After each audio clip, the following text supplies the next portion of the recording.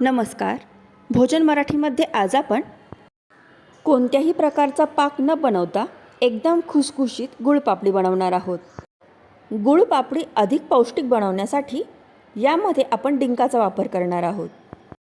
डिंक आपण न तळता एका वेगळ्या पद्धतीने इथे वापरणार आहोत. गुळपापडी बनवण्यासाठी इथे मी 1 वाटी गव्हाचं पीठ, अर्धी वाटी बारीक किसून घेतलेला गूळ, अर्धी वाटी साजूक तूप, 1 मोठा चमचा खसखस आणि 1.5 मोठे चमचे डिंक घेतलेला आहे.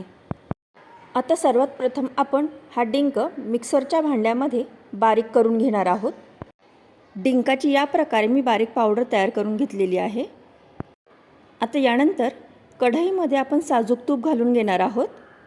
साजूक तूप हलकंसं गरम झाल्यानंतर यामध्ये गव्हाचं पीठ घालायचं आहे. आता गॅस कमी करून कमी गॅसवरच आपण हे गव्हाचं पीठ भाजून घेणार आहोत. हे गव्हाचं पीठ आपण आपल्या रोजच्याच वापरातलं घेणार आहोत. वेगळं जाड वगैरे गव्हाचं पीठ घेण्याची इथे गरज नाही.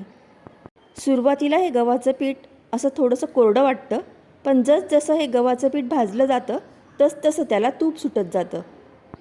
आता जवळपास 10 ते 12 मिनिटानंतर गव्हाच्या पिठाला या प्रकारे तूप सुटलेलं आहे आणि हे थोडंसं पातळ झालेलं आहे. तुम्हाला पीठ जर जास्त कोरडं वाटत असेल तर वरतून 1-2 चमचे तूप घातलं तरीही चालेल, कारण गव्हाच्या प्रकारानुसार तूप थोडंफार कमी जास्त लागू शकतं. आता हे मिश्रण अजून थोडंसं पातळ झालेलं आहे, म्हणजेच आपलं गव्हाचं पीठ व्यवस्थित भाजून झालेलं आहे. आता हे पीठ भाजून झाल्यानंतर यामध्ये आपण डिंकाची पावडर मिक्स करून घ्यायची आहे. गॅसची फ्लेम कमीच ठेवायची आहे, कारण पीठ एकदम गरम आहे. यामध्ये आपण डिंक टाकल्यानंतर तो लगेच फुलायला सुरुवात होते. तुम्ही बघू शकता यामधला डिंक पण छान फुललेला आहे. डिंक आपण 2-3 मिनटं याच प्रकारे व्यवस्थित भाजून घेणार आहोत. आता डिंक यामध्ये व्यवस्थित भाजून झालेला आहे. आता यानंतर यामध्ये 1 मोठा चमचा खसखस घालून घ्यायची आहे. खसखस आपण न भाजताच घेतलेली आहे, कारण या मिश्रणामध्ये ती व्यवस्थित भाजली जाते.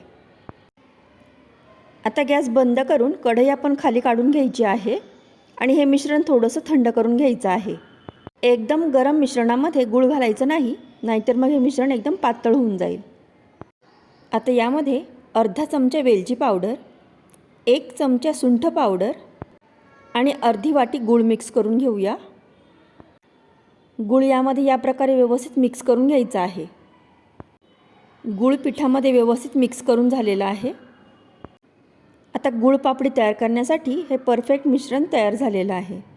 तूप लावलेल्या ट्रेमध्ये आपण हे मिश्रण काढून घ्यायचं आहे. तूप आपण पहिलेच लावून ठेवायचं आहे, म्हणजे वेळेवर घाई होत नाही. आता या प्रकारे एकसारखं प्लेन करून घ्यायचं आहे. व्यवस्थित दाब देऊन प्लेन करायचं, म्हणजे आतमध्ये गॅप राहत नाही. आता 10 मिनटं आपण हे थोडंसं थंड करून घ्यायचं आहे, म्हणजे ते थोडंसं सेट होईल. आणि सेट झाल्यानंतर लगेच आपण याच्या वड्या कापून घ्यायच्या आहेत. वड्या तुम्ही हव्या त्या आकारामध्ये इथे कापू शकता. मिश्रण पूर्णपणे थंड झाल्यानंतर वड्या कट करायच्या नाही.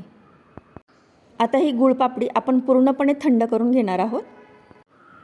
आता अर्धा ते पाऊण तासानंतर एकदम व्यवस्थित ह्या वड्या तयार झालेल्या आहेत. अशा प्रकारे डिंक घालून एकदम पौष्टिक आणि खुसखुशीत ही गुळपापडी तयार झालेली आहे. तुम्ही आतून याचं टेक्स्चरसुद्धा बघू शकता, किती मस्त ही गुळपापडी तयार झाली आहे. तर या प्रकारे ही पौष्टिक गुळपापडी तुम्हीही एकदा नक्की करून बघा. आणि आजची ही रेसिपी जर तुम्हाला आवडली असेल तर भोजन मराठी चॅनलला सबस्क्राईब करा, लाईक आणि शेअर करा.